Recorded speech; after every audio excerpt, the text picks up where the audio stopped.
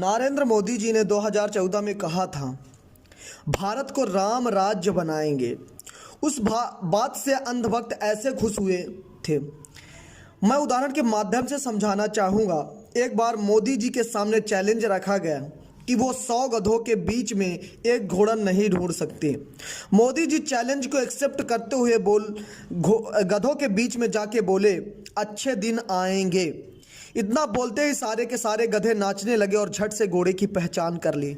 बिल्कुल ऐसे ही जब पीएम के दावेदारी में 2014 में नरेंद्र मोदी जी आए तो उन्होंने बिल्कुल सेम टू सेम उन्होंने कहा कि अच्छे दिन आने वाले हैं और सारे के सारे अंधभक्त नाचने लगे। बिल्कुल इसी तरह मोदी जी दो चीज़ों को लेकर आए, अच्छे दिन आएंगे और दूसरा राम राज्य लाएंगे। अब मेरे कुछ सवाल हैं अच्छे दिन को लेकर। ऑक्सीजन की कमी है, हॉस्पिटल की कमी है, शमशान में लोगों को जलाने की जगह नहीं पुज रही है, लाशों की कतारें लगी है, लकड़ियां नहीं पुज रही हैं।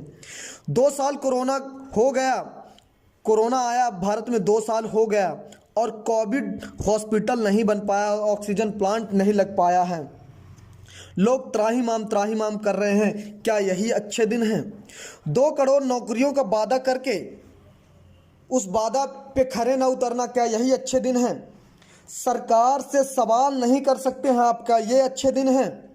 सरकारी योजनाओं में भ्रष्टाचार बढ़ता जा रहा है आए दिन, क्या ये अच्छे दिन हैं? ताली और थाली बजवाना अगर अच्छे दिन हैं, वो भी भाजपा के बरसगांठ में ये बता के कि कोरोना से मर रहे लोगों, कोरोना से जूझ रहे लोगों की हौसला बढ़ाने के लिए थाली और ताली पिटवा रहे हैं और दिए जलवा रहे हैं। धर्म के नाम पर, गाय के नाम पर दंगे, SC ST की लिंचिंग, मुस्लिमों की मॉब लिंचिंग, क्या यह अच्छे दिन हैं? जब कच्चा तेल सस्ते में आयात हो रहा है और जनता महंगा खरीद रही है, क्या यही अच्छे दिन हैं? कुछ लोग बोलते हैं कि ऐसा नहीं किया जा सकता है। तो क्या मोदी सरकार 20 रुपए में पेट्रोल कर देंगे कह के हवा में तीर चला रही थी? और अगर मोदी जी को मालूम था कि 20 रुपए पेट्रोल नहीं किया जा सकता तो क्या वो जनता को मूर्ख बना रहे थे? और अगर नहीं पता था कि 20 रुपए किया जा सकता है कि नहीं किया जा सकता है तो क्या मोदी जी मूर्ख थे? जनता कोविड-19 से त्राहिमाम कर रही है और पीएम चुनावी समर में घूम रहे थे। इन्हीं अच्छे दिनों में यह शामिल है जब लाखों पब्लिकों के बीच में प्रधानमंत्री जी रैली के समर में घूमते थे तो बिना मास्क लगाए घूमते थे, और जब वीडियो कॉन्फ्रेंसिंग मीटिंग करते थे अकेले बैठने में भी मास्क लगाते थे। इससे आप क्या साबित करना चाहते हैं? लेकिन अंधभक्तों का नजरिया अभी भी नहीं बदल रहा। एक तरफ कोविड-19 की समस्या के कारण शिक्षा का स्तर 0 होता जा रहा है, वहीं दूसरी ओर IPL, कुंभ का मेला और चुनाव हो रहा है। क्या यही अच्छे दिन हैं? दोस्तों, अब ले चलते हैं आपको राम राज्य की ओर, जो हमने बताया अच्छे दिन वाली बात। इसी पर मैं पुनः पूछना चाहूँगा कि क्या ऐसा ही था राम राज्य? कुछ लोग अंधभक्ति का चश्मा उतार ही नहीं रहे हैं और लीन हैं। अंधभक्ति का चश्मा उतारिए और आगे सुनिए। मेरे हिसाब से सच में पीएम मोदी ने भारत को राम राज्य बना दिया।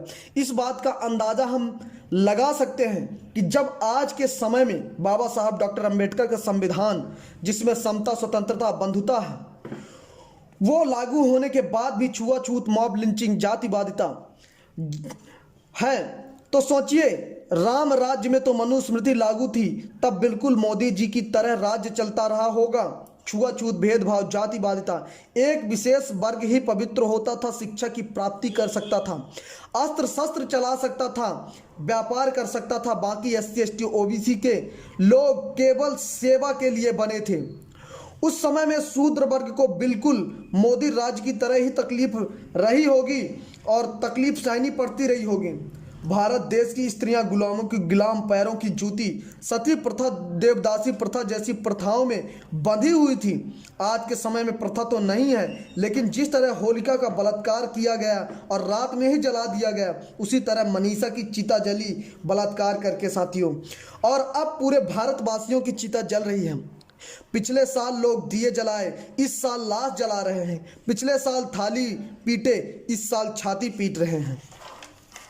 दोनों बातों से यही पुष्टि होती है कि मोदी राज्य और राम राज्य बिल्कुल एक जैसा है, लेकिन लोग पहले समझे नहीं और अब भी समझने का प्रयास नहीं कर रहे हैं। आप सभी देशवासियों से विनम्र निवेदन है कि मोदी को इस्तीफा देने की मांग करें। मोदी अगर इस्तीफा नहीं दे रहे हैं तो सही तरीके से शासन सत्ता चलाएं।